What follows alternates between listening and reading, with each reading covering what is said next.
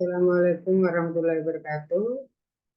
Untuk pertemuan kali ini Ibu akan membahas final elemen kontrol akhir.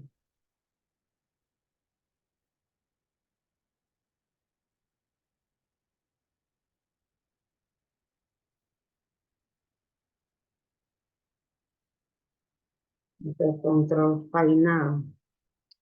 Elemen kendali akhir didefinisikan sebagai perangkat mekanis yang secara fisik mengubah suatu proses sebagai respon terhadap perubahan set point. Elemen kontrol akhir yang relevan dengan aktuator meliputi satu, kemudian peredam, kopling, gerbang, dan kemiringan Barnard.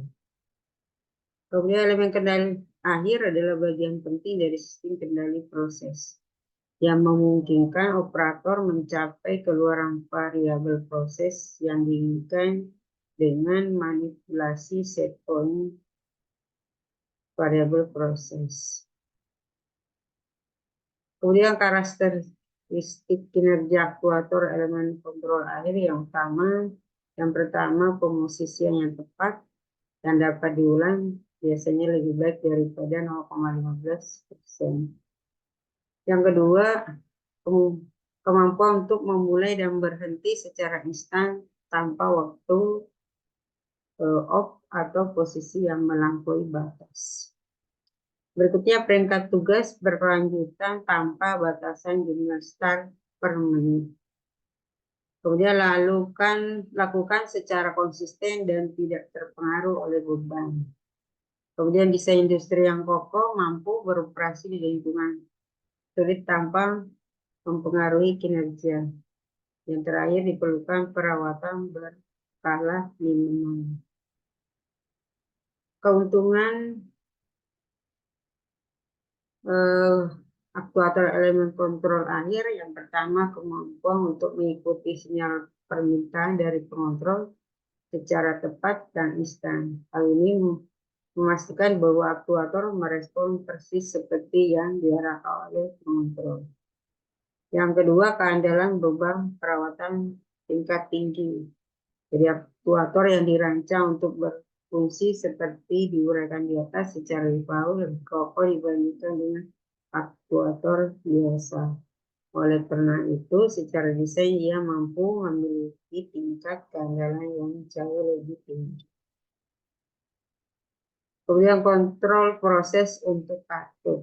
Jika diperlukan peningkatan kinerja pengendalian proses, langkah pertama adalah meningkatkan kinerja elemen kontrol akhir. Kemudian elemen kendali terakhir adalah ada transmitter, ada sensor, ada controller, dan ada valve. Kemudian katup kontrol. Katup kontrol adalah katup dengan aktuator pneumatik, hidrolik, listrik, atau bertenaga eksternal lainnya yang secara otomatis penuh atau sebagian membuka atau menutup katup ke posisi yang ditentukan oleh sinyal yang ditransmisikan dari instrumen pengontrol. Katup pengontrol digunakan terutama untuk membatasi energi dalam sistem fluida dan tidak hanya untuk bertujuan untuk off. Bagian dalamnya harus tahan terhadap kecepatan fluida yang tinggi dan turbulensi dalam jangka waktu yang lama tanpa perawatan. Nah, kita bisa lihat ini adalah valve fully open dan valve fully close. Jadi di sini ada valve plug-nya, kemudian ada untuk spin, ada body, dan ada untuk aliran. Oke. Misalnya juga terus jenis aktuator. Aktuator seringkali diberi tenaga secara pneumatik, hidrolik, atau listrik. Ada diafragma, ada bellow, pegas, roda gigi, katup pilot, hidrolik, piston, atau motor listrik seringkali merupakan bagian daripada aktuator. Ada 4 jenis aktuator. Yang pertama pneumatik, hidrolik, solenoida, dan motor AC. Ini juga sama aktuator pneumatik udara ketutup dengan katup. Sama ini juga aktuator pneumatik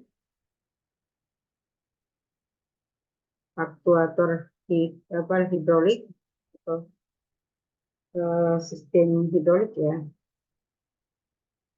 Gambarnya seperti ini, jadi ada komponennya, ada silinder, kemudian ada spring, ada pistonnya. Pistonnya ini, kemudian ada stemnya di sini, ada fluid hidroliknya, ada kontrol valve.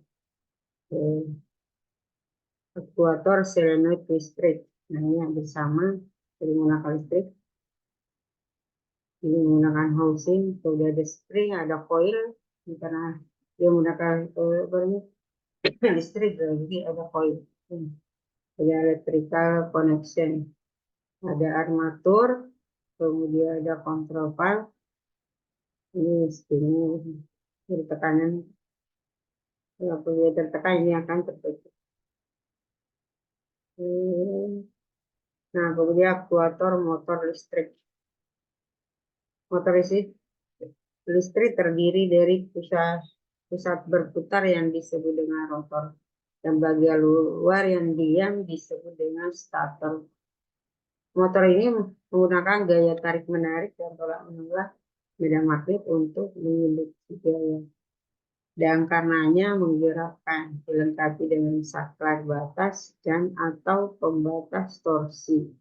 Atau aktuator motor listrik mempunyai kemampuan kendali 0 sampai 100 dan tidak hanya memiliki motor tetapi juga roda tangan manual, jadi bisa pakai tuas, serta rakitan kopling dan gearbox. Motor listrik pada umumnya menggunakan setidaknya satu kumparan elektromagnetik dan terkadang magnet permanen untuk mengatur medan yang berlawanan. Ketika tegangan diterapkan pada kumparannya, hasilnya adalah torsi dan putaran poros keluaran. Terdapat berbagai konfigurasi motor yang menghasilkan motor yang cocok untuk berbagai aplikasi, terutama karena tegangan disiplin motor akan memvariasikan kecepatan dan torsi yang dihasilkan. Ini aktuator motor listrik, kita bisa lihat komponennya. Kemudian, oke, sekian dan terima kasih. Untuk lebih jelasnya nanti silakan kalau ada pertanyaan. Ibu dicek. Assalamualaikum warahmatullahi wabarakatuh.